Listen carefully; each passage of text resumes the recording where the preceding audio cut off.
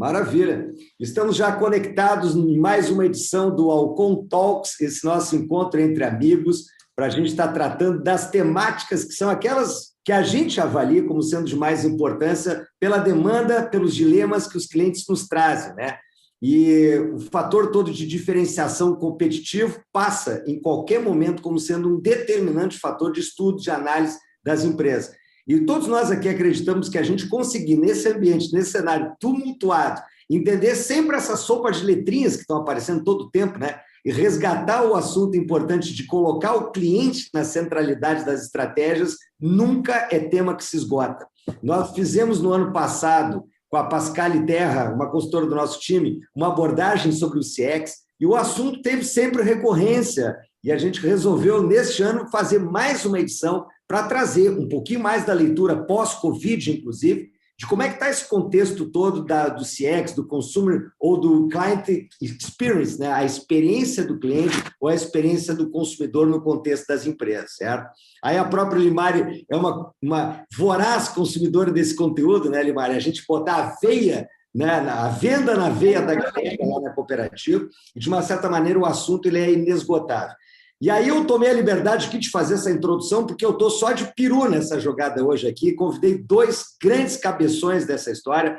Fernanda Ziles é uma parceiraça nossa de muito tempo aqui na consultoria, consultora da Alcon já há muitos anos, hoje coordena os cursos de MBA da própria Unicinos, tem uma monstra bagagem nessa área toda de consumer experience, de construir a relação com os clientes, de entender a jornada do cliente.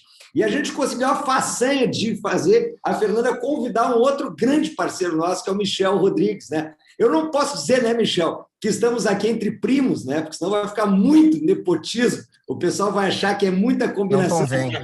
Não convém. Mantém. Curiosamente, somos primos, inclusive, aqui, né? Então, nós estamos convidando essa primalhada aqui para a gente bater esse papo descontraído sobre esse assunto, que vai ficar registrado depois, acesso a todos os interessados nos canais nossos da Alcon, quer no YouTube, quer seja no Spotify, para que a gente possa ter recorrência, inclusive divulgar esse material também para os colegas, para os parceiros nossos. Tá? A pauta justamente sobre essa dinâmica toda de entendimento da jornada, de tentar decifrar os fatores determinantes da cadeia de valor dos clientes, de saber fazer o gerenciamento das expectativas, identificar não só os problemas, né, de relacionamento, mas a gente também poder construir um desenho estruturado de atendimento e que consiga ser capturado em métricas. Esse é o assunto da vez. O Michel Rodrigues, ele é o diretor de relacionamento com clientes da própria UOL, vai se apresentar. A Fernanda Ziles aqui, não só consultora, mas também acadêmica nessa área, especialista nessa área, é que vão hoje protagonizar esse bate-papo. Eu queria agradecer, Michel e a Fernanda, aqui a oportunidade da gente estar junto. A Fernanda que vai ser hoje a speaker desse nosso encontro, vai conduzir aqui as questões, e eu, como todos nós aqui convidados, somos apenas perus nessa história, jogando aqui, né, Matheus, as perguntas que, por acaso, a gente possa jogar mais calor nessa conversa, nesse debate, a partir da participação desses dois grandes especialistas que estão aí com a gente, tá bom? Então, eu já de bate-pronto agradeço a presença de todos. Fernanda, dá o teu boa noite, depois te apresenta, né, aquela história do currículo de 12 páginas, o Michel, que também, além de tudo, foi colega da Fernanda de faculdade, vai trazer o currículo dele, e aí a Fernanda... Há pouco tempo. É que a gente fez faculdade há muito pouco tempo, a gente é autodidata, então... Autodidatas, é isso aí. E aí a Fernanda conduz aí o repertório gigante de questões para a gente estar batendo um papo nessa história, tá? Fê, toca o barco aí, Tê. Tá certo, tá certo. Obrigada, então, Clóvis, aí pela oportunidade, né? Que bom ter vocês aqui para esse bate-papo, né? Acima de tudo, é um bate-papo aqui para a gente enaltecer uma cultura centrada no cliente, né? Então, poder ter... o Michel, o Clóvis já me apresentou, né? O currículo não tem 12 páginas, não, tem meia página e é isso aí mesmo, né? Então, eu estou na Alcon aqui desde 2008, né? Tanto conduzindo projetos de pesquisa e nos últimos aí 6, 7 anos aí fortemente, né, trabalhando em projetos, né, que envolve a pesquisa, né? Hoje a gente tem outra roupagem, o próprio CX, né? Parece que é uma coisa que a gente fez desde sempre, né? Eu acho que eu entrei na Alcon já fazendo isso, né? Que é a gente capacitar as equipes em busca da excelência, né? Então, nos últimos anos é a área que eu mais me envolvo aqui dentro da Alcon, né? É tanto esse mapeamento de mercado e a gente qualificar as equipes de venda, de atendimento, em busca da excelência e da satisfação dos consumidores. E aí, sim, eu tenho uma bagagem também, né, de acadêmica, né, eu sou professora da Unicinos desde 2007, e coordeno o MBA em Marketing Estratégico, né, cujo uma das grandes temáticas hoje que a gente enaltece, né, é a questão da experiência do cliente, é como as áreas de design, marketing, comunicação estão todas integradas para fazer essa construção, né, de uma jornada centrada no cliente. Mas hoje a estrela, né? Vamos enaltecer aqui a nossa estrela, o nosso convidado. Michel, muito obrigado pelo convite. Né? É um prazer te ter aqui, te rever depois de anos, né? Ele disse que ele só passeava lá pela URGS, mas eu lembro dele lá das nossas aulas de pesquisa, né? Então é um prazer enorme te ter aqui nesse fórum aqui. Então eu queria que tu te apresentasse para os nossos convidados antes da gente começar o nosso bate-papo. Obrigado, Fê. Obrigado, Clóvis. Primeiro, enfim, é um prazer revê-los, é verdade. Faz muito tempo que a gente não se vê. Estou em São Paulo, já vai fazer 10 anos. Já tem um tempo, né? E eu digo que eu passeava lá porque depois que a gente conclui a universidade e tal, a gente começa a sentir falta. E aí parece que a gente teve pouco. Parece que a gente não aproveitou tudo que podia ter aproveitado. E às vezes tem um pensamento de, puxa, podia ter aproveitado mais, extraído mais. Claro que, na verdade, depois da faculdade já foi um MBA, 2 MBAs, já teve um chão, mas que não faz tão pouquinho tempo, né, Fê, que a gente concluiu. Mas é nesse sentido. E eu sempre acho que eu não fui um aluno tão bom como poderia ter sido. Mas, enfim, é isso. Vamos falar de CX, vamos falar de CS, vamos separar um pouquinho o que é essa experiência do cliente, do que é o atendimento. Não são a mesma coisa, como certamente a Fê sabe, apesar de estarem intimamente interligadas, né? Exato. Um é pedaço do outro. E, enfim, vamos começar, Michel, vamos começar. Eu acho que essa temática é legal que tu já levantaste, assim, né? A gente vai falar, hoje em dia eu acho que tem muita sobreposição de temas e jargões. Letrinha. Né? Exatamente. Exato. CX, Exato. UX, Pois CS. é. O que tu entende disso tudo? O que importa? O que a gente deveria saber? Vamos colocar aqui para os nossos parceiros aí. O que tu entende legal. que diferencia isso? Legal. Primeiro tem essa questão das letrinhas, né? Cara, a gente gosta de inventar umas novidades, nem startup. Startup, na nossa época, era uma empresa nova. O UOL é uma startup, tem 25 anos. Né? Não é mais uma startup.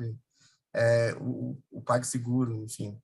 Mas, enfim, o UOL, para a gente falar um pouquinho, o UOL é uma empresa nascida digital, né? Sempre fomos digitais. Então, para nós não há muita novidade. A gente, é meio feio até de dizer isso, mas, de certa forma, a gente saiu...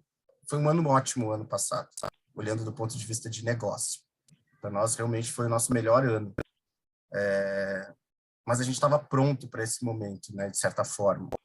De certa forma. Quando a gente fala de atendimento, e aí só separando as letrinhas, né, o CX, a experiência do cliente é muito mais amplo, ele está em tudo. De verdade, no UOL, o cliente sempre esteve muito no centro das nossas decisões. Está cada vez mais. E quando a gente vai fazer, por exemplo, um novo produto, ou reavaliar um produto, a gente cria persona, a gente imagina cada cliente, como ele vai usar. Não, mas a dona Maria não ia usar desse jeito. Não, mas o seu João, se ele fizer isso, ele vai ter esse problema. E a gente começa a incorporar esses personagens, né, no pensamento de produto. Então, é nesse nível, assim, é no nível do CEO me ligar e, puxa, eu estava aqui usando, e aí o meu extrato não está tão claro. Se eu estou tendo que ligar, imagina o nosso cliente. Então, a gente precisa melhorar isso aqui, não sei o que tal. Então, isso está no nosso dia a dia. A gente liga um para o outro. Puxa, estava aqui no site.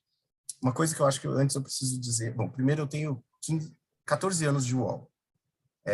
Já fiz muitas coisas dentro da companhia. Já vendi, já trabalhei no planejamento financeiro, já fui controller.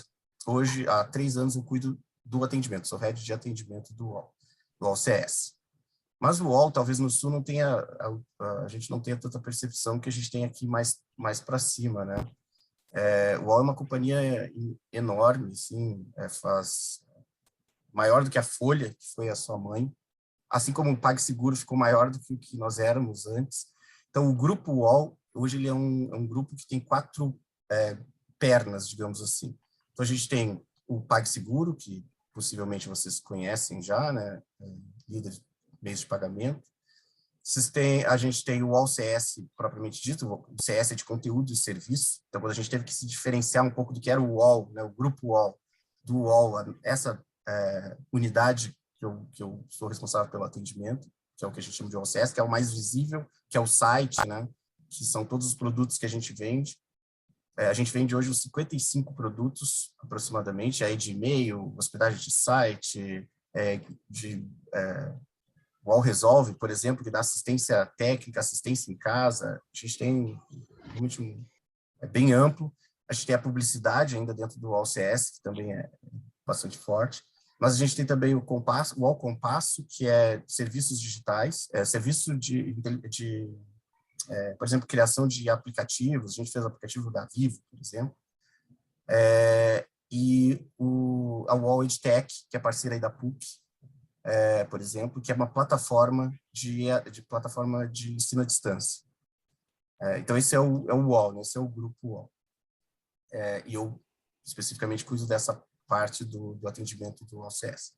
E aí, no AllCS, então, a gente tem essa preocupação, que é o CX, tem o cara lá o X, né? Que vai pensar em como é o botãozinho que ele vai apertar, se a cor é mais à esquerda ou mais à direita. A gente faz muito teste, a gente faz teste AB o tempo todo, a gente sobe página 1 para um grupo de viewers, sobe para outro, vê como ele vai, como eles melhor utilizam, faz mapa de calor, né? Onde o cliente clicou aqui, clicou ali. Então, a gente realmente, para nós, é muito importante o cliente em si, como ele usa, né? E a gente mantém um produto ou cancela um produto de acordo com o cliente, não de acordo com aquilo que a gente acha mais legal, porque no fim não importa tanto.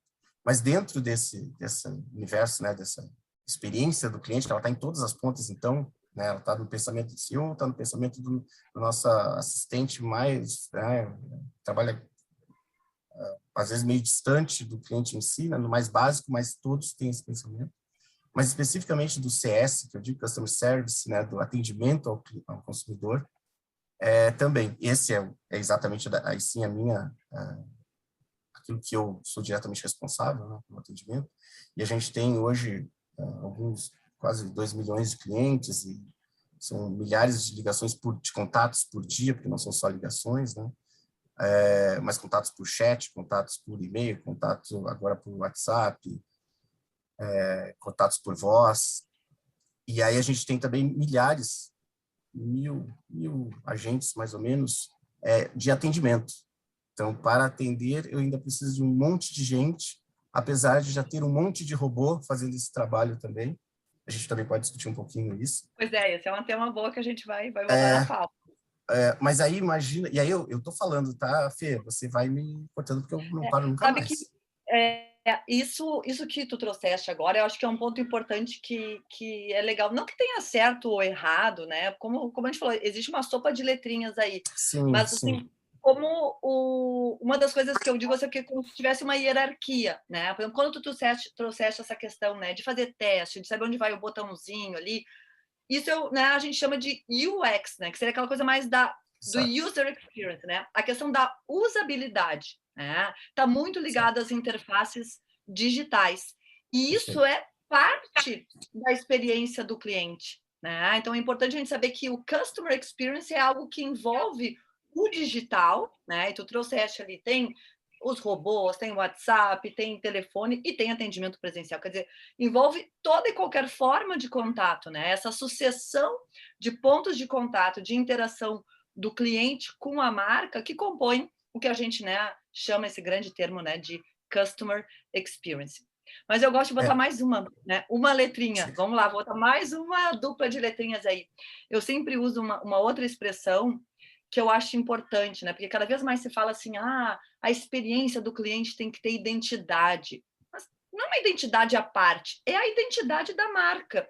E eu sempre brinco assim, em cima de tudo isso, a gente tem que entender que tem um pilar importante que é a experiência da marca que a gente quer construir, né? Quer dizer, o UOL, a experiência UOL tem que estar presente em cada uma dessas unidades de negócios, em cada um desses pontos de contato. Como é que tu vê isso? Assim, tem, né, uma entidade maior que é a marca, é a cultura? Como é que tu vê isso? Sim, certeza que sim. Antes, de fato, né, o UOL é digital e provavelmente muito do que eu vou falar aqui tem muito a ver com esse universo, e que é um universo que hoje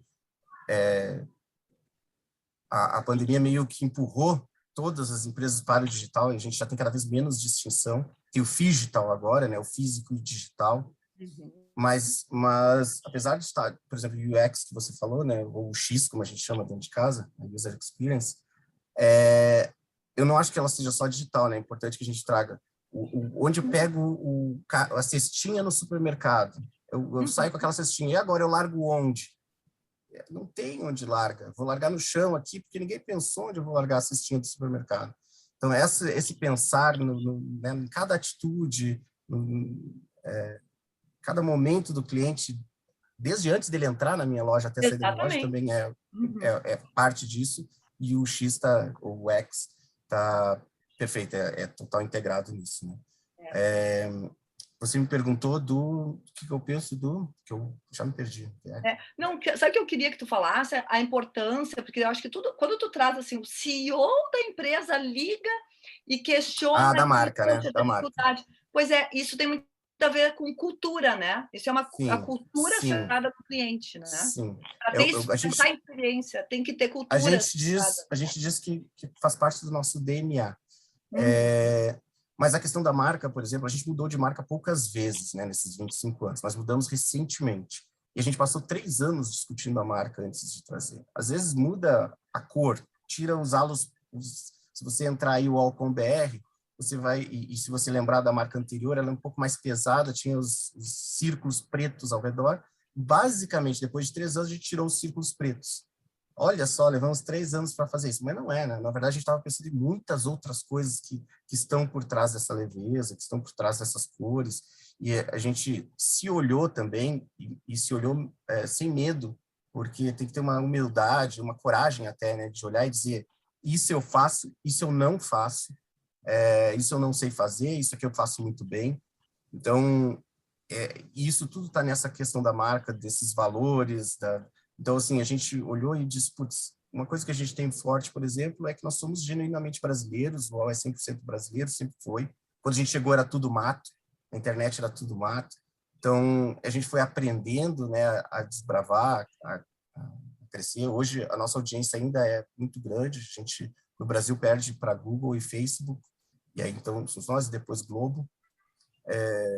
Mas, assim, a cultura, a ideia, né, cultura mesmo, e o DNA e a marca estão em tudo. E sim, é importante, porque é muito importante que a gente tenha isso na hora que a gente vai discutir algo, ou que a gente vai negar algo dentro da companhia, num processo que eventualmente vai causar um ruim para o cliente, mas que ele podia nos dar alguns, sei lá, alguns reais a mais no fim do mês, e você barrar isso, você só faz isso porque você tem o apoio da companhia, do CEO, mesmo do nosso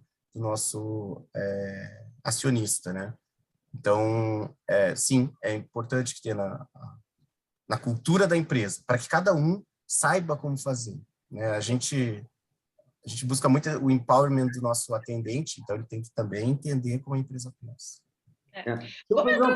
Oi, Clóvis, vai lá. Vou fazer uma provocação. Adorei uma colocação que o Michel fez aqui. A gente costuma dizer que o CX ele parte do pressuposto de fazer o cliente ficar ao centro da estratégia. Tá? Adorei a expressão que tu usou aqui, Michel, diz assim, mais do que isso, o cliente está no centro da decisão, certo? Das decisões, certo? Eu acho incrível isso. Eu tenho falado isso corriqueiramente aqui, né? Quando a gente olha as companhias, a gente vê assim, tudo é decisão. Uma empresa não é composta por pessoas, máquinas, é composta por um fluxo de decisão. Alguém decidiu comprar um determinado totem, alguém decidiu, pensou a marca, tira os halos, deixa os halos. Tudo é fruto de uma tomada de decisão baseada em dados, fatos e evidências. Eu acho que talvez eu e o Matheus aqui somos os dinossauros do marketing, né? Eu sou pós-graduado, que nem o Matheus, na década de 80 ainda em marketing. E a gente confundia muito naquela época. O Tubozaca é pretérito, isso? O Tubozaca, né, Tubo? É anterior a esse negócio aí, Eduardo. Mas a gente falava muito de marketing sensorial. Não sei se vocês lembram disso aí, Matheus, né? Era toda de criar o aroma da loja, começava a se pensar a dinâmica toda do trade de marketing, como é que você expõe o produto, de que maneira você coloca ele dentro da gôndola, tudo com a finalidade, eu vou dizer assim, muito simplista, de acelerar a tomada de decisão de vendas. Ou seja, a gente colocava o cliente ao centro para pensar de que maneira, né, a gente consegue ser mais efetivo em, aspas, bater a carteira do cliente, tá certo? Era no intuito muito mais de girar isso. Depois houve todo um movimento, né, não sei se vocês concordam, Fernando, com isso, histórico, de se preocupar com a imagem, por conta de reclamação, de problemas de ombudsman, daquela coisa toda da gente ouvir a voz do cliente, né? E agora a gente vê da importância de criar valor, uma cadeia de valor, um significado diferente. Me parece que sai de uma coisa muito mais sensorial para uma coisa muito mais de métrica de resultado, tá certo? Assim, que amplia a visão de fiz esse movimento, essa ação de experiência do cliente para vender mais. Agora não, é de saio de um determinado modelo comportamental para criar valor nessa visão da própria companhia, ou seja, impacto no valuation, no EVA da companhia, no espírito da marca. Tá? É nesse sentido que vocês entendem que as coisas mudam esse contexto do marketing sensorial, mais de bater a carteira para o marketing, muito mais de agregação de valor ao contexto da marca ou não? Eu acho que Vamos sim. lá. Eu acho que sim. Mas, assim, eu queria apontar assim, uma coisa que eu acho que a visão assim, moderna, se a gente for pensar em empresas como Apple, Uber, né? Google foi mencionado aqui, o UOL, né? Spotify, Nubank, para falar uma brasileira, para não ficar só num contexto lá de fora, né? Lembrei assim, de Netflix, Airbnb. Essas empresas hoje entendem que a experiência é o negócio delas.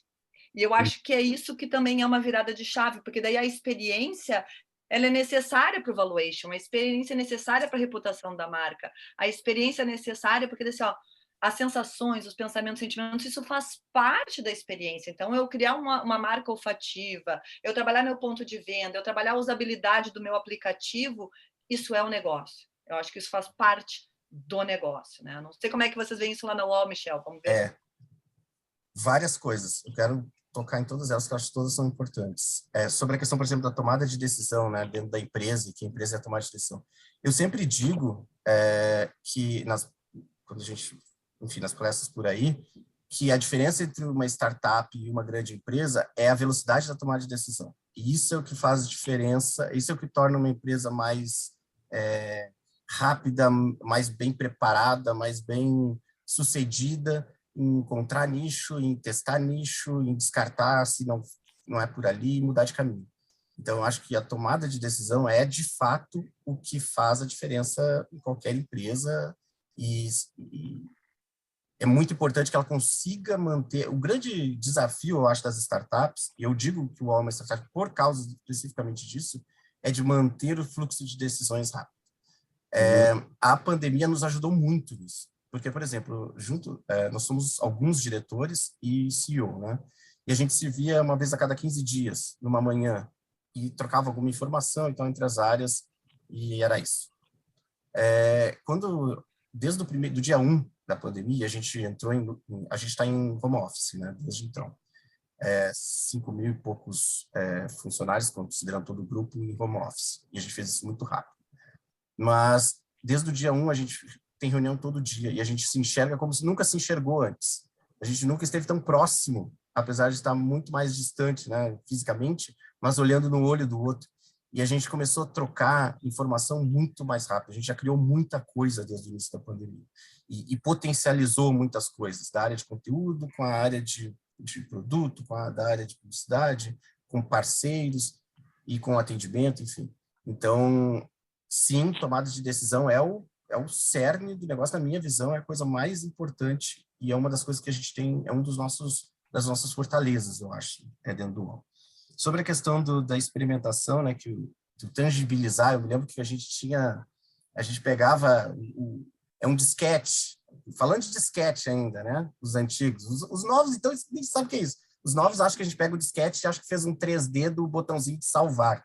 Porque também não tem nenhum link entre o botão de salvar e o disquete, né? Já se perdeu isso. Meu filho não sabe o que é um disquete. Mas, enfim, o fato é que tinha alguma coisa, hoje poderia... Pendrive também é antigo, hoje tudo é nuvem, mas só para fazer esse link, isso colocava numa caixa desse tamanho para colocá-la numa prateleira, para alguém poder ir lá e tirar da prateleira, né? E poder ler que tinha um antivírus. O antivírus não estava na caixa, a caixa era totalmente dispensável, mas era essa ideia de tangibilizar as coisas. Depois se quis tangibilizar a hospedagem do site. A hospedagem nunca esteve no disquete, ela não precisa disso, ela sempre esteve no servidor, na nuvem, e ainda assim já se vendeu hospedagem, eu já participei disso em caixa. Se ia para as feiras, né, para os eventos, e se levava muitas caixas e vendia hospedagens em caixa. A caixa era totalmente dispensável, mas era um jeito da pessoa sair com uma sacola e com a marca, né? Então, essa tangibilização. Felizmente, a gente perdeu um bocado disso, porque não teria como, as coisas estão cada vez menores, ou não existem, simplesmente não existem. E mesmo o fisco ainda tem uma dificuldade com isso, a gente tem muita discussão sobre serviço, software como serviço, e se tem caixa, porque ele paga ICMS, porque tem transporte, não, mas não existe isso. Então, até, né, na cabeça ainda dos tomadores de decisão, dos legisladores, isso ainda é confuso, mas o fato é que, felizmente, não tem tanta tangibilização. Mas aí a gente vai para a experiência, e eu concordo com a Fernanda, tudo é experiência, né? E tudo, por tudo, eu digo tudo mesmo. O UOL, obviamente, porque não existe fisicamente, né? Então, todas essas coisas que a gente fala que não existem fisicamente, tudo é experiência. Mas a experiência está no comprar, está no Zafari, no Bourbon, e com um mote que eu nunca vou esquecer, que é economizar é comprar bem. Então, a experiência está no cerne disso. Eu não quero buscar a economia porque sim, né? Mas eu estou disposto a pagar mais caro se eu tiver uma experiência mais bacana. Isso, para nós, está muito no cerne do que a gente faz. Então, é claro que, assim, em muitas áreas a gente ainda briga por preço, né? Ou pelo menos a gente está olhando para o vizinho. Mas a verdade é que, por exemplo, nós vendemos Microsoft, por exemplo, serviços Microsoft. Nós vendemos antivírus, e o antivírus não somos nós que fazemos, é um parceiro grande, né?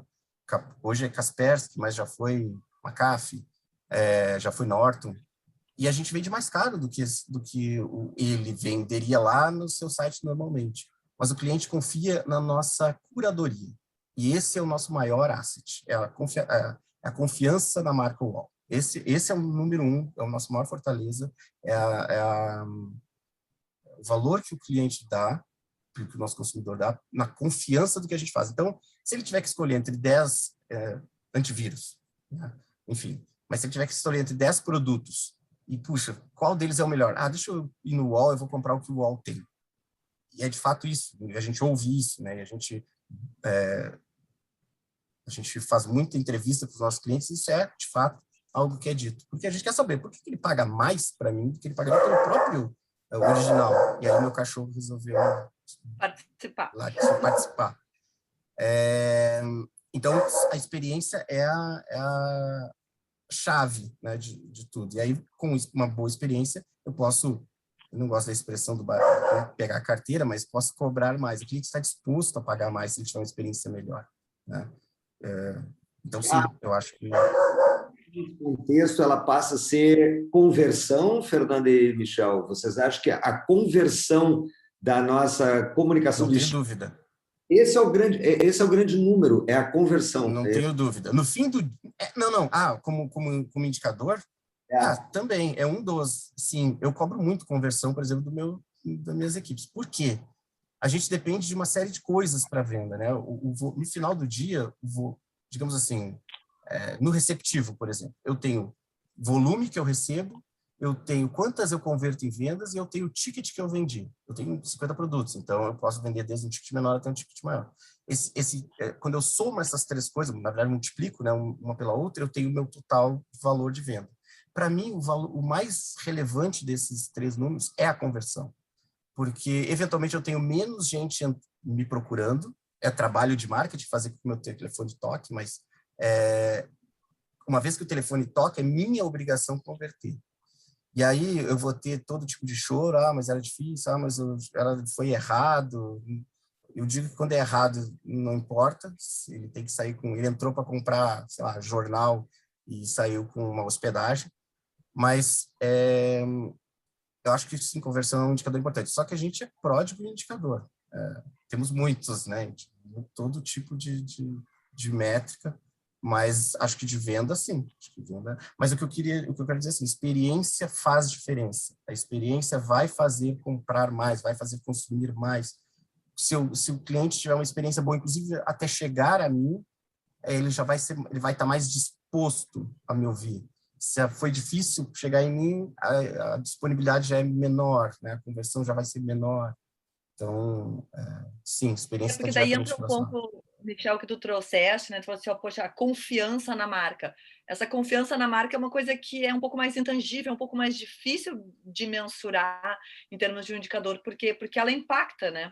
Essa Sim, experiência do cliente, ela impacta, como tu disseste lá na conversão, ela impacta no índice de satisfação, no cliente que a gente perde, quer dizer, isso tudo, né, essa experiência contribui positivamente como também negativamente, né? Então, a reputação da marca, né, que sim. é expressada talvez nessa confiança, no desejo, né, também tá, vamos dizer assim, ela intermedia esses indicadores, né? Quando, por exemplo, olhando especificamente para o atendimento, a gente tem lá, por exemplo, o Reclame Aqui, né, o site. Particularmente não gosto do Reclame Aqui. Eu acho que nenhum diretor de atendimento gosta do Reclame Aqui, porque ele meio que te coloca contra a parede. Ele é um jogo meio é, pague pela proteção, né? Tipo, pague pelo... É ruim. Então, eu não gosto da ideia. Mas, por outro lado, o meu cliente gosta, ele está lá. Então, eu não posso estar fora. Então, a primeira coisa que a gente tem que entender é que uma coisa é o mecanismo, outra coisa é o seu cliente que está procurando lá. Primeiro que se ele está procurando lá, culpa sua que não conseguiu atendê-lo antes, né? Por qualquer motivo que seja. Apesar que 30% dos meus clientes, e isso a gente mapeia também, vão lá sem falar comigo. Antes de falar comigo, eles vão no Reclame Aqui. Mas não tem problema, a gente vai lá e fala com eles. Hoje a gente tem a máxima reputação, que é o RA1000, né? A gente tem o RA1000, que ele só é atingido depois de 6 meses consecutivos lá, nas máximas de reputação, mas a gente já tem o RA1000 de 12 meses também, que é bastante difícil, são 12 meses consecutivos na máxima. E a gente buscou isso na virada da pandemia, porque na pandemia eu tinha cortado o contrato. Foi uma das primeiras coisas que eu cortei, porque a gente tinha o compromisso de aquela questão de, bom, não sei o que vai acontecer, então eu preciso reduzir custos, né? Preciso ajustar aqui, e esse era um contrato que a gente cortou. Mas em seguida, quando a gente viu que nem tudo, o mundo não ia acabar, a gente retomou esse contrato e a gente já tinha ficado com as nossas reputações muito baixas. Então criamos uma força-tarefa e mantivemos, e ela continua e continuará, né? Porque isso nos traz muito valor. Essa reputação, ela me ajuda, porque quando o cliente, por qualquer motivo, se sente mal, enfim, ele não foi correspondido no que ele esperava, e muitas vezes a reclamação ela é legítima, mas a negativa também é legítima. O cliente vem, nos pede X e a gente diz, cara, não dá. Claro que você precisa fazer isso de uma forma bacana e que ele entenda que isso é ok. Quando você tem uma boa reputação, quando ele já veio, por exemplo, mesmo no Reclame Aqui, ele entrou no Reclame Aqui, olhou lá e disse, poxa, os caras daqui eu não posso reclamar. Ele já fala conosco de um jeito diferente. Se ele entra lá e está tudo ruim, o mesmo cliente com o mesmo problema, ele vem falar comigo, ele entra com outro patamar de estresse. Ele já entra porque vocês são sempre horríveis, tudo é ruim. Veja, o problema dele é o mesmo. Mas ele foi lá e disse, não, pô, mas talvez o problema seja só comigo, peraí, deixa eu falar, não, vocês me ajudam, porque eu sei que vocês me ajudam em geral, eu sei que vocês fazem um bom atendimento, o atendimento é legal e tal. Então, como a reputação não mudou o cliente, não mudou o problema do cliente, nada mudou. Para ele, só existe aquele evento. Mas quando ele olha, quando a reputação lá fora, ela impacta na percepção dele. Então, para nós, como asset de negócio, a reputação é uma coisa muito importante. A credibilidade, enfim, como portal de notícias, um dos principais portais de notícias do Brasil. Então, esse é algo muito importante, mas para mim, né, digamos assim, microverso do atendimento, ou nem tão micro, mas essa parte do todo, também a reputação é muito importante. Então, sim, reputação é muito importante, muito relevante. Por isso a gente se preocupa tanto com isso e dá bastante valor para isso. Há quem diga que, né, a marketing é uma batalha de percepções, né? Não é uma batalha de produtos, né? Na verdade, a Então, pelos, função da pelos marca corações, pelos corações, mentes, atenção, cada vez mais difícil, mas é nesse sentido, né? Essa entrega de valor, ela, de novo, não é o objetivo. O objetivo no fim do dia é ganhar mais dinheiro. É isso, ponto. Mas isso precisa ser feito de uma forma que estamos todos ganhando. O cliente vê valor no que ele está comprando, e aí ele paga, ele está disposto a pagar mais. Eu sempre digo que a diferença, a percepção de caro ou barato é uma diferença, é um delta entre valor e preço. Então, se eu não vejo valor naquilo, tudo é caro. Não importa quanto eu paguei, é caro, não tem valor para mim. Mas se eu vejo valor, é barato. Ou dependendo, obviamente, de novo, é um delta, mas eu posso pagar mais porque aquilo tem muito valor para mim. Então, tá tudo bem, o preço é ok. Então, no fim do dia, eu quero ganhar mais, a companhia quer ganhar mais, mas a gente quer ganhar mais num trade de ganha-ganha mesmo, né, de valor. A gente realmente tem isso como um valor importante para nós. Esse ano nem fizemos reajuste. Todo mundo aproveitou para fazer reajuste de 22%, e a gente não fez reajuste porque a gente entendeu que não dava, não era o momento. Eu queria trazer uma temática que eu acho que tem tudo a ver com o que está falando, né? O resultado, né, envolve, sim, decisões, né? Adorei também essa lógica, Clóvis, né? Do cliente estar no centro das decisões. Mas, assim, vocês falam muito da questão, né? Tu trouxeste já hoje aqui no teu discurso essa questão do empoderamento do colaborador. Como é que vocês trabalham, né? Há várias frentes hoje dentro, né, da própria questão da experiência do cliente, que diz que a gente não Sim, pode descuidar da experiência do colaborador. Como é que isso está verdade. presente lá no UOL? Divide um pouco com a gente. Bom, o colaborador dentro do UOL, de forma geral, como a gente tem poucos níveis de decisão, acaba que tudo é muito compartilhado, então eu sempre digo que o mais importante é o mindset. O meu time, por exemplo, meus gerentes, eles não precisam, eu digo, nós temos 4 fornecedores de atendimento, né, onde estão lá todos os nossos agentes, então a gente gerencia 4 grandes contratos. O meu time cuida disso, né, o meu time de atendimento. E o nosso time é pequeno, o meu time, o UOL, é um time pequeno, enxuto, mas gerenciamos mais de 1.000 pessoas. E é dessas 1.000 que eu vou falar. Então, primeiro, falando desse meu pequeno grupo, eles pensam como eu penso. Eu sempre digo, falar com qualquer um deles é falar comigo. Porque o nosso mindset é igual, porque a gente mantém esse mindset o tempo todo. Eu não tenho nenhuma dúvida de que falar com qualquer um deles é a mesma coisa que falar comigo. A gente pensa do mesmo modo. E pode começar, inclusive, com um e terminar com o outro. Vai ser a mesma coisa. Então, primeira coisa é essa homogeneidade, esse mindset homogêneo entre todos. Esse é o primeiro ponto para você dar o empowerment. Porque se todos estiverem pensando, é claro que eventualmente você vai ter um assunto que nunca foi tratado, ou que nunca foi tratado com profundidade, ou que é mais dúbio, pode acontecer. Esse é o assunto que aí sim você precisa envolver e tal.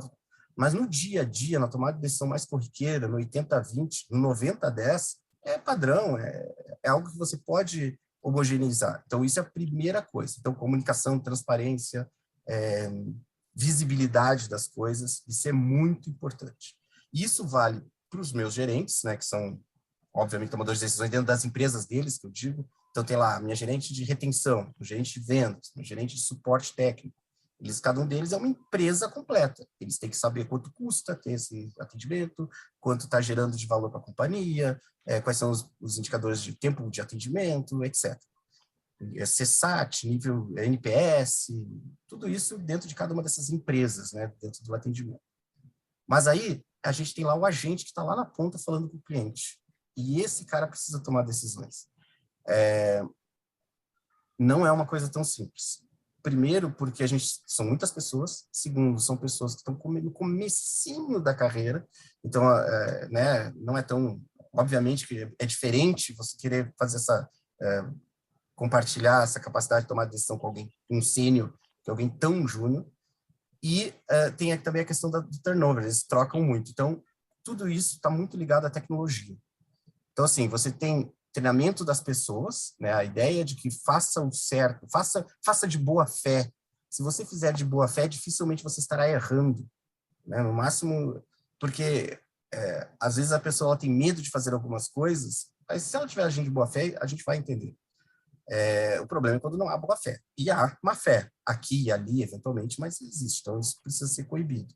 Mas quando você faz de boa fé, querendo ajudar o cliente e a companhia, tá tudo certo. Então, primeiro é esse pensamento e essa liberdade, né? Esse empoderamento mesmo de dizer, faça de boa fé, né? Faça o melhor para o cliente. Depois é tecnologia. Depois é o sistema, por exemplo, o nosso cliente, ele é identificado dentro, seja por voz, por texto, seja como for, o CPF é a chave. Claro que dentro do CPF eu tenho meus clientes, eles têm 5, 6 produtos, clientes têm 20 anos de casa, muitos clientes do UOL, tem mais de 20 anos, então ele tem muita coisa dentro do CPF, é uma segunda fase, mas uma primeira para entender, para localizar esse cliente é o CPF. E aí o cliente ligava para mim, de novo, meus clientes, eu tenho muito cliente 60 a mais, 70 a mais. O cliente liga para mim, quer ser, por gentileza, então, qual é o seu CPF? O CPF, peraí, só um pouquinho. Tal, tal, tal. Não foi localizado. Não, então eu errei o número, eu não me lembro. Peraí, fulana, onde é que está o CPF? Então, assim, era uma puta perda de tempo para todos, para nós isso é dinheiro, para ele isso é dinheiro, e é constrangedor, é uma situação ruim. Hoje a gente obriga o cliente a colocar o CPF dele na URA, no momento em que ele está discando para a gente, antes de atendê-lo. Uhum. Mas puxa, vamos obrigar o cliente, é ruim, né? Porque antes a gente já tinha essa possibilidade do cliente discar o CPF dele na URA, mas ele não era obrigado. A gente perguntava 1, 2, 3 vezes, não era obrigado, ele ia para o atendimento. Como resultado, o agente nunca sabia se o cliente tinha não entrado, então ele perguntava algo que já tinha sido perguntado outra vez para o cliente, o que é um saco. Uhum. O cliente digitou, e eu pergunto para ele, qual é o seu CPF? Não. Ou ficava esse tempo todo. Então, hoje, quando a gente obriga, na hora putz, não tem, então, peraí, vou ligar depois. Aí ele vai lá, procura e tal. Quando ele entra para falar comigo, isso já está resolvido. E é bom para todo mundo que já está resolvido. E aí, na URA mesmo, eu já identifico esse cliente, e 70% dos meus clientes só tem um produto ou um tipo de produto, os outros 30% têm muitos, e aí é um pouco mais difícil, mas eu já começo a entregar serviço e valor para ele antes de falar com ele. Então, já identifico se ele está com uma parcela atrasada, eu já posso propor para ele uma negociação, eu posso propor coisas sem falar com ninguém ainda. Então, tecnologia. Não quero falar com um robô, quero falar com gente. Ele cai no meu atendente, mas o meu atendente já tem na cara dele tudo sobre aquele cliente. Então, ele já não precisa pedir CPF, ele já sabe, na maioria das vezes, qual é o problema, e a gente vem evoluindo com isso. Na pandemia, a gente evoluiu muito com isso. A gente repriorizou muita coisa. Então, hoje, com um clique de botão, meu agente resolve problemas que antes a gente levava muito tempo para identificar. Procurava no sistema, perguntava para o cliente. Hoje vem piscando, tem esse problema aqui. Clica aqui. Clicou, está resolvido o problema do cliente.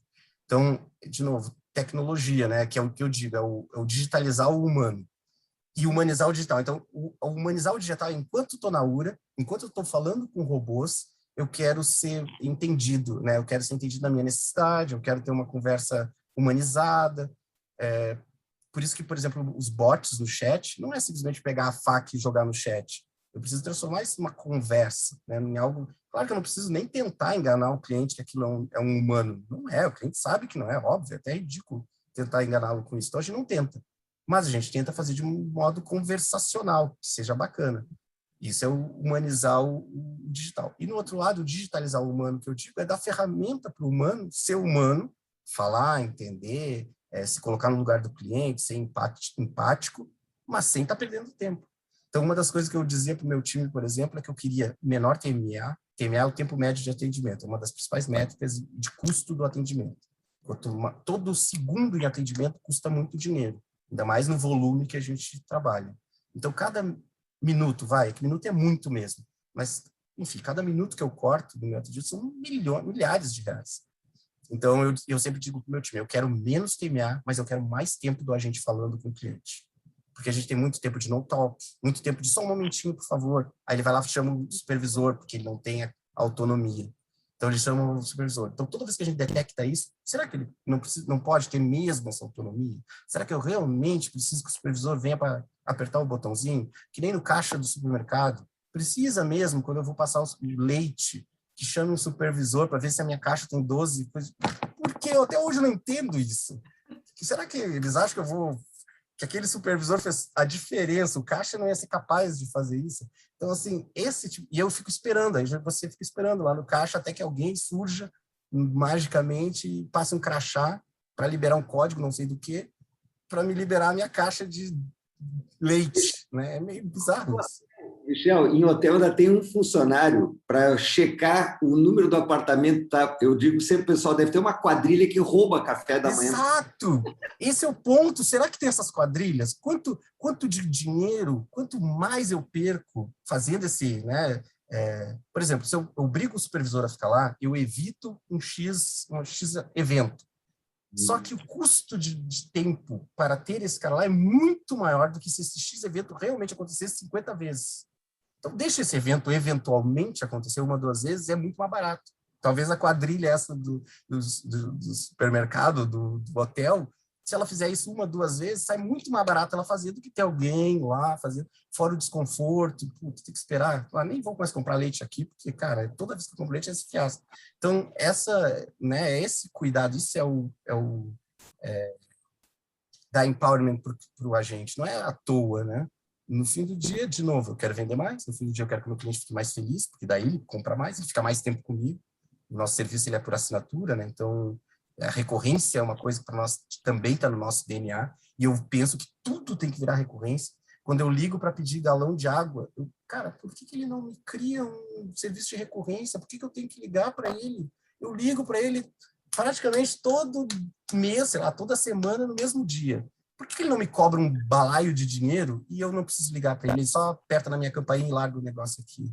Então, assim, eu não consigo não pensar em recorrência em qualquer coisa na vida. E eu acho que qualquer negócio que não esteja pensando em recorrência está perdendo dinheiro. Daqui um pouquinho... Mas sabe que nem tu trouxe uma coisa, eu achei o máximo, Clóvis, que ele falou, que tem vários clientes falando assim, mas como é difícil, né, empatia, ou a pessoa nasce com empatia ou não. Não, né? Como o meu chefão diz, ninguém nasce nem falando, nem caminhando, nem sendo líder, nem nada, né? Agora, olha que interessante, empatia a gente pode trabalhar na nossa equipe com tecnologia. Tem informação do cliente, eu trabalhar essa questão da empatia, mostrar que ele tem que ser mais voltado para o cliente. Vou Quer te dizer, dizer, o sistema Fernanda, tem que dar esse suporte, né? o sistema tem que dar o suporte, mas aí eu tô quase por experiência agora. Acabei de contratar mais um fornecedor de atendimento, né? E o que eu tenho brigado é assim, cara, tecnologia, porque nossos produtos são complexos, é difícil de dar treinamento. Eu queria muito end-to-end, né? A Netflix, por exemplo, ela tem end-to-end. Ela não tem um agente separado, um agente de retenção, um agente de suporte, um agente de venda. É o mesmo agente, faz tudo. Quando você liga para ele, você resolve qualquer coisa. Lindo. Mas eu costumo dizer, quando me perguntam, por que meu chefe, por que o nosso atendimento não é end-to-end? Por que o meu cliente liga, ele quer retenção, ele tem que achar a retenção? Por que se ele quer ir no suporte, ele tem que ir para a retenção? Por que lá a gente não faz? Quantos produtos tem a Netflix? 1. Quantas ofertas? 3. Quantos preços? 1 preço. 3 preços por oferta, não por oferta. Mas é o mesmo preço para o cliente que entra, é o mesmo preço para o cliente que já está dentro da carteira. Nível de complexidade é menor, né? No nosso caso, eu tenho 55 produtos. Cada produto, em média, com 4 ofertas. E praticamente um preço por cliente. Porque depende de quando ele entrou, aí tem desconto, aí não teve. Então, assim, a complexidade é muito grande. Eu adoraria ter o end-to-end, mas aí eu teria que ter um super, ultra, man trabalhador. Como é que eu reduzo isso? Com tecnologia. De fato. Então, assim, é difícil, é complexo, é complexo. Tem que colocar os caras em sala de aula. Eu levo um mês treinando meus novos agentes para eles sentarem lá e começar a dizer alô, porque é complexo e tal. Mas dá para fazer. Essa é a parte fácil. A parte difícil é gostar de gente, Fernando. A parte difícil é a empatia, vou te dizer. Não é que você nasça com isso, você treina isso também. Claro que você treina, mas isso é mais difícil de treinar do que treinar os conhecimentos técnicos. Então, assim, eu digo para os caras que vão me fornecer gente, né, quando vai sentar lá o bonequinho, eu peço para eles, caras, me traga gente que gosta de gente. Gosta de gente. People person. Não tem problema, ele pode gostar de falar no WhatsApp com os parça dele, e é muito difícil o chat com 3 janelas. Não é, ele fala com 15 ao mesmo tempo no celular dele, que nem dá direito para ele segurar. Eu estou oferecendo para ele 3 telas gigantes, e você me diz que é difícil? Não é difícil. A gente faz ficar difícil. Mas, de novo, se eu trouxer gente que gosta de falar com gente, que se coloca no lugar do outro, às vezes eu estou fazendo monitoria nos meus times lá, o cliente liga, oi, tudo bom? Estou com problema. Aham. Tá. Que tá? Nem perguntou o nome, não perguntou o problema. Eu tenho vontade de ir lá arrancar o cara da operação na hora. Mas é isso, ele tem que gostar de gente. A parte de tecnologia, e aí sim, aí eu tenho a obrigação de dar cada vez mais tecnologia para ele não ter que guardar tudo na cachola, né? Não sei se Superman. Mas Então, vai somando camadas, né, Michel? Acho que com o tempo a gente vai conseguir, com tecnologia vai resolvendo muito, né? Agora, eu queria botar aqui um tempero nesse nosso molho, que é o seguinte, né? A gente até agora, graças a Deus, não falou de Disney, né? Sempre mas fala de CX, sempre se fala de Disney. Eu queria fazer uma provocação aqui, que é o seguinte, tá? É a seguinte provocação aqui para a Fernanda e para o Michel. Vamos lá, Pedro. Lá na Disney se fala muito, eu confesso, até hoje eu não entendi a lógica do que eles querem dizer com isso, de gerenciamento da expectativa do cliente. Em todos os textos da Disney, esse negócio passa muito abaixo, fica sempre na camada superior, dizendo assim, temos que prestar um grande serviço, clientes felizes compram mais, indicam a marca, gera valor, mas há uma tese toda por detrás disso que dizendo o seguinte, se a expectativa do cliente é muito superior, eu não consigo entregar isso. Então, há não um movimento no sentido de atender às necessidades de resolução rápida, né, das demandas dos clientes, quer seja presencial ou no digital, né, mas há um conceito de gerenciamento da expectativa que eu acho bárbaro. Confesso, não entendi a essência de como é que você faz. Não é para simplesmente atender a expectativa, mas é dizer, cara, eu não vou te entregar isso. Não é isso tudo que você está comprando, certo? Como é que a gente consegue casar isso e gerar com isso a percepção de uma redução da expectativa exacerbada do próprio cliente, que é ultra desejador, né? Ultra demandador, ele é ultra insatisfeito, certo? É difícil. Deixar a Fernanda falar e depois eu... Vamos lá, Michel. Assim, ó, gerenciar a expectativa do cliente. Eu acho que tem 2 pontos importantes aqui, tá? O primeiro é assim, o cliente, ele tem essa expectativa, isso foi construído. Daí entra uma série de questões do que eu comunico, né? As promessas que a gente faz para o cliente, né? Daí eu acho que isso é um ponto muito importante, né? Eu sempre digo assim que tem que existir consistência em alinhamento, né? Por que a gente fala tanto lá na ponta, né, para o vendedor, que às vezes é o principal, ou o atendente, o principal elo de contato com o consumidor final? Poxa, não promete o que tu não pode cumprir, porque daí isso é tiro no pé, né? Quer dizer, então, promessas maiores do que aquilo do que eu posso cumprir, eu estou gerando um gap que é o gap da insatisfação, é do cliente satisfeito, é o cliente que vai lá no Reclame Aqui, é o cliente que bota a boca no trombone. Então, acho que o primeiro lugar, em termos de gerenciar a expectativa, é cuidar das promessas que a gente faz. Agora, um segundo ponto, que daí é importante, que daí entra, né, nessa seara do mapeamento da jornada, que é onde hoje a gente tem tanta procura, né, Clóvis, na nossa consultoria, que é essa lógica assim, poxa, se existem múltiplos pontos de contato, uma das coisas que a gente mapeia, né, é justamente quais são essas expectativas que cada um desses pontos de contato gera. E aí a gente verifica como é que a gente está nesse gap, né? Estamos entregando ou não? Né? Que está evidenciando ali uma promessa que não está se cumprindo? O que o cliente espera em cada um desses pontos de contato? Então, acho que isso é um dos grandes ganhos que o mapeamento de jornada para a empresa que já está rodando, que não construiu essa jornada, fez o desenho dela do zero, isso é um ponto importante, né? Esse mapeamento me ajuda a identificar a expectativa do cliente, porque daí o próximo passo é, vou conseguir atendê-la ou não. A relevância, né, de cada ponto, né, de cada ponto de contato. Exatamente. Então, eu acho que a Fê resume quando ela diz não promete que você não pode cumprir. E esse é simples, mas é isso mesmo. E isso é gerenciar a expectativa. Um exemplo de casa. A gente tem um produto, ou a gente tinha um produto chamado All Wi-Fi. O objetivo desse produto é gerar, porque hoje já é bem mais comum, mas até então não era, são os hotspots em aeroportos. Esse era o objetivo. E, eventualmente, a gente tinha parceria com o McDonald's, com algumas cafeterias e tal. Então, você pagava um X mensal para ter acesso a esses hotspots em aeroportos, etc. E a gente vendia muitos produtos, mas muito. Só que a gente cancelava muito também, porque era uma expectativa frustrada imensa. As pessoas compravam como se estivesse comprando a internet para casa, para usar em casa. E ela ficava frustradíssima que o hotspot era longe, não tem perto da minha casa, eu não consigo usar daqui de casa. Então a gente foi aumentando comunicação e criando barreiras para vender, para tentar ser mais... Até que a gente tirou do ar. Tiramos antes, hoje acho que até nem sei se esse tipo de serviço é pago, mas porque é tão disponível, né? Mas justamente nessa tentativa de gerenciar a expectativa. O cliente nos cobrava de algo que a gente não tinha vendido para ele, que não estava no escopo do produto. O erro é nosso, sempre. A gente sempre considera que nós não comunicamos corretamente. Então, a gente passou, realmente, não estou brincando, no site, e colocava mapa dos hotspots, e colocava cada vez mais claro do que era aquele produto.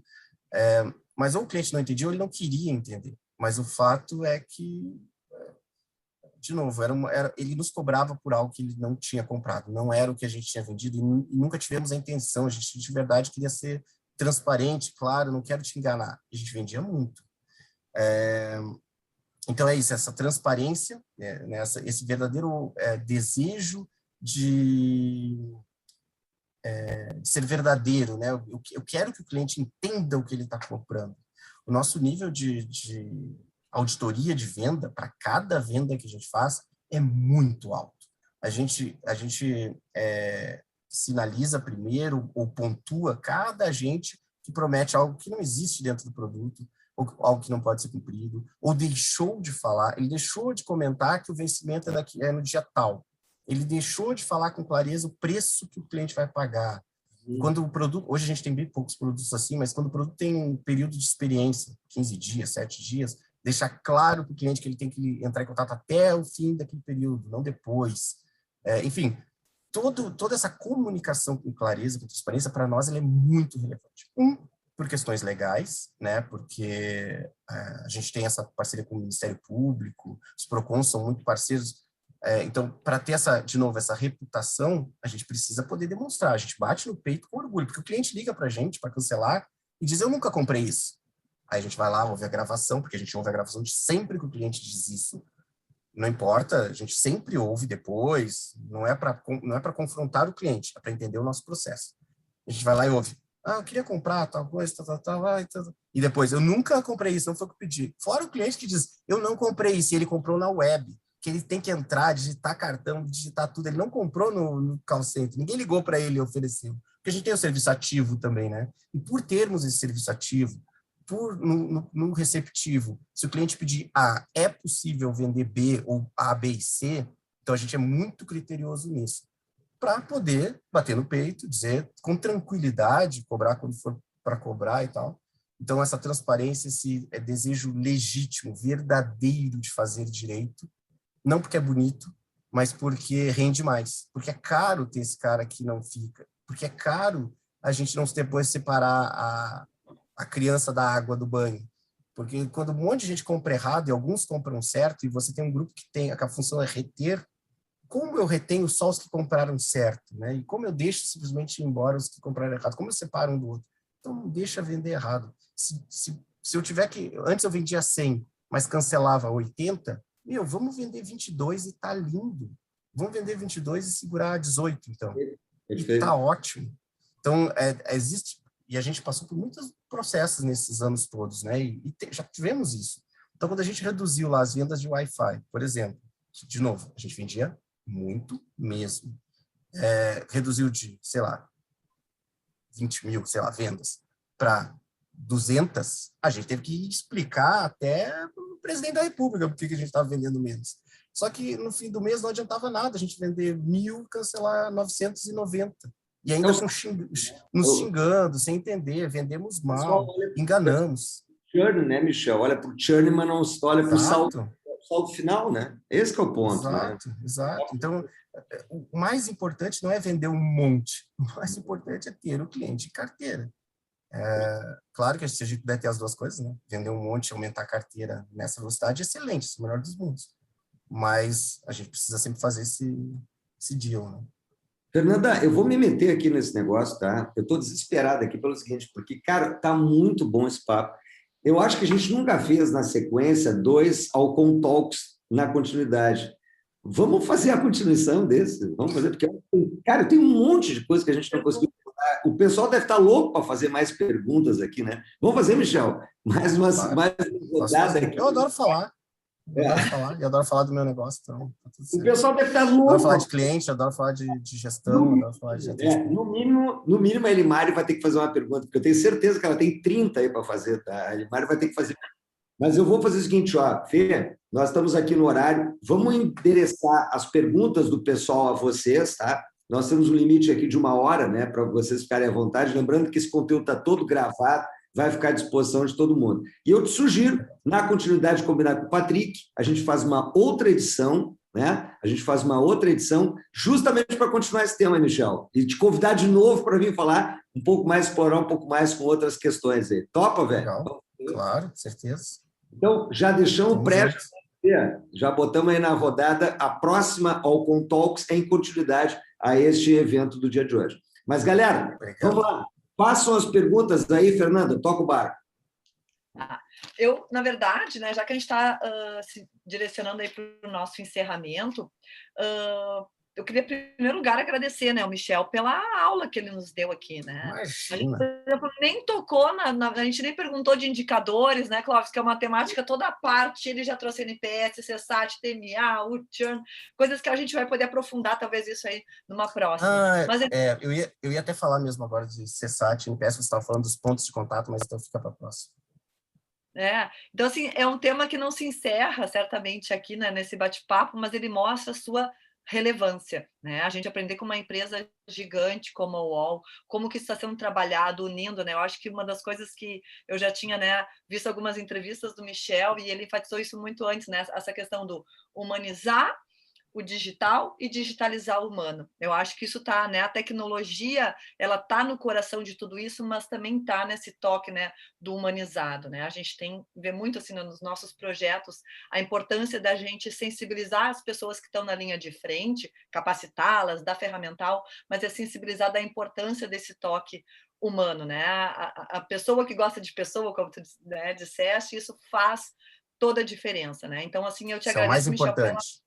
pela aula que tu destes, assim, e para encerrar eu queria, assim, que tu falasse, assim, um pouco sobre essa questão, assim, né, dos desafios até de contratar pessoas, assim, como é que tu faz isso? É tão difícil, né, tu falou que a tecnologia eu forneço, mas e como é que tu faz, assim, para chegar nessas pessoas que gostam de pessoas? É difícil, está mais difícil do que nunca.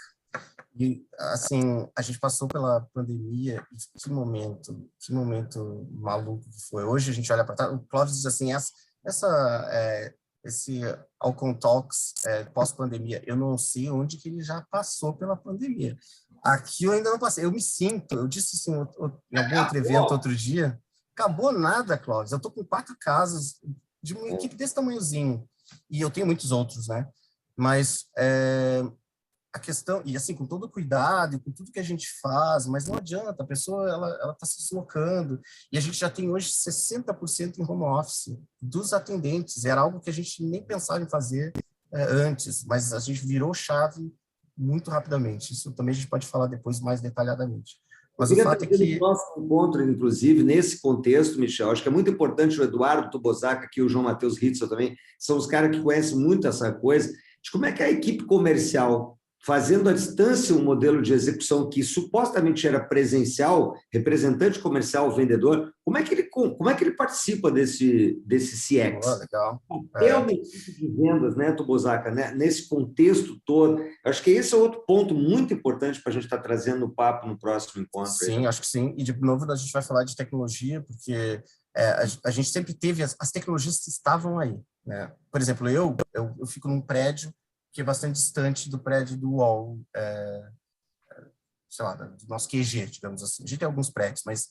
E aí, para fazer uma reunião, eu pegava o táxi, ia até lá, gastava 1 hora, fazia 20 minutos de reunião, pegava, voltava para o meu escritório. Hoje não existe mais isso, a gente não consegue imaginar. Mas, ao mesmo tempo... Então, assim, eu acredito que pequenas reuniões você vai fazer assim, né? As primeiras... Mas o olho no olho, o contato, ele ainda tem relevância, ainda é muito importante. Talvez a gente faça com mais inteligência essas coisas, né? Mas, enfim, é mais papo para outro. Mas, sim, só para concluir, tá difícil, é difícil. É difícil contratar, é a parte mais difícil. Ainda mais agora, com tanta demanda pelo home office, os melhores agentes que estão trabalhando em home office, ele não quero mais você, eu vou trabalhar agora aqui. Eu não quero mais aqui também, eu vou trabalhar ali. Porque para ele, se já era fácil antes, agora então é E aí, difícil, nesse não é contexto, fácil. Fernanda, está na pauta o tal do EX, né? O Employee Experience, né? Como é que a gente faz a retenção dentro desse DNA também, né? Então, cara, tem muito assunto aí. Vou fazer uma provocação. Adorei uma colocação que o Michel fez aqui. A gente costuma dizer que o CX ele parte do pressuposto de fazer o cliente ficar ao centro da estratégia, tá? Adorei a expressão que tu usou aqui, Michel, diz assim, mais do que isso, o cliente está no centro da decisão, certo? Das decisões, certo? Eu acho incrível isso, eu tenho falado isso corriqueiramente aqui, né? Quando a gente olha as companhias, a gente vê assim, tudo é decisão. Uma empresa não é composta por pessoas, máquinas, é composta por um fluxo de decisão. Alguém decidiu comprar um determinado totem, alguém decidiu, pensou a marca, tira usá-los, deixa usá-los. Tudo é fruto de uma tomada de decisão baseada em dados, fatos e evidências. Eu acho que talvez eu e o Matheus aqui somos os dinossauros do marketing, né? Eu sou pós-graduado, que nem o Matheus, na década de 80 ainda em marketing. E a gente confundia muito naquela época. O Tubozaca é pretérito a isso, o Tubozaca, né, Tubo? É anterior a esse negócio aí, Eduardo. Mas a gente falava muito de marketing sensorial. Não sei se vocês lembram disso aí, Matheus, né? Era todo de criar o aroma da loja, começava a se pensar a dinâmica toda do trade de marketing, como é que você expõe o produto, de que maneira você coloca ele dentro da gôndola, tudo com a finalidade, eu vou dizer assim, muito simplista, de acelerar a tomada de decisão de vendas. Ou seja, a gente colocava o cliente ao centro para pensar de que maneira, né, a gente consegue ser mais efetivo em, aspas, bater a carteira do cliente, tá certo? Era no intuito muito mais de girar isso. Depois houve todo um movimento, né, não sei se vocês concordam, Fernando, com isso, histórico, de se preocupar com a imagem, por conta de reclamação, de problemas de ombudsman, daquela coisa toda a gente ouvir a voz do cliente, né? E agora a gente vê da importância de criar uma cadeia de valor, um significado diferente. Me parece que sai de uma coisa muito mais sensorial para uma coisa muito mais de métrica de resultado, tá certo? Assim, que amplia a visão de fiz esse movimento, essa ação de experiência do cliente para vender mais. Agora não, é de saio de um determinado modelo comportamental para criar valor nessa visão da própria companhia, ou seja, impacto no valuation, no EVA da companhia, no espírito da marca, tá? É nesse sentido que vocês entendem que as coisas mudam esse contexto do marketing sensorial, mais de bater a carteira para o marketing, muito mais de agregação de valor ao contexto da marca ou não? Eu acho que Vamos sim. lá. Eu acho que sim. Mas, assim, eu queria apontar assim, uma coisa que eu acho que a visão assim, moderna, se a gente for pensar em empresas como Apple, Uber, né? Google foi mencionado aqui, o UOL, né? Spotify, Nubank, para falar uma brasileira, para não ficar só num contexto lá de fora, né? Lembrei assim, de Netflix, Airbnb. Essas empresas hoje entendem que a experiência é o negócio delas. E eu acho que é isso que também é uma virada de chave, porque daí a experiência ela é necessária para o valuation, a experiência é necessária para a reputação da marca, a experiência é necessária porque assim, ó, as sensações, os pensamentos, os sentimentos, isso faz parte da experiência. Então, eu criar uma marca olfativa, eu trabalhar meu ponto de venda, eu trabalhar a usabilidade do meu aplicativo, isso é um negócio. Eu acho que isso faz parte do negócio, né? Não sei como é que vocês veem isso lá na UOL, Michel, vamos ver. Várias coisas. Eu quero tocar em todas elas, que eu acho que todas são importantes. Sobre a questão, por exemplo, da tomada de decisão, né, dentro da empresa, que a empresa é a tomada de decisão. Eu sempre digo que, quando a gente, enfim, nas palestras por aí, que a diferença entre uma startup e uma grande empresa é a velocidade da tomada de decisão. E isso é o que faz diferença, isso é o que torna uma empresa mais rápida, mais bem preparada, mais bem sucedida, em encontrar nicho, em testar nicho, em descartar se não é por ali e mudar de caminho. Então, eu acho que a tomada de decisão é, de fato, o que faz a diferença em qualquer empresa e é muito importante que ela consiga manter... O grande desafio, eu acho, das startups, e eu digo que o UOL é uma startup por causa especificamente disso, é de manter o fluxo de decisões rápido. A pandemia nos ajudou muito nisso. Porque, por exemplo, nós somos alguns diretores e CEO, né? E a gente se via uma vez a cada 15 dias, numa manhã, e trocava alguma informação, então, entre as áreas, e era isso. Desde do dia 1 da pandemia, a gente está em home office, né? Desde então.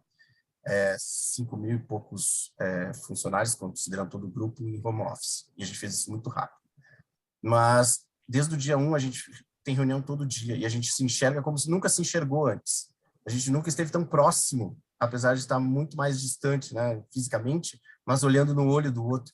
E a gente começou a trocar informação muito mais rápido. A gente já criou muita coisa desde o início da pandemia. E potencializou muitas coisas, da área de conteúdo, com a área de produto, da área de publicidade, com parceiros e com atendimento, enfim. Então, sim, tomada de decisão é o cerne do negócio, na minha visão, é a coisa mais importante e é uma das coisas que a gente tem, das nossas fortalezas, eu acho, dentro do UOL.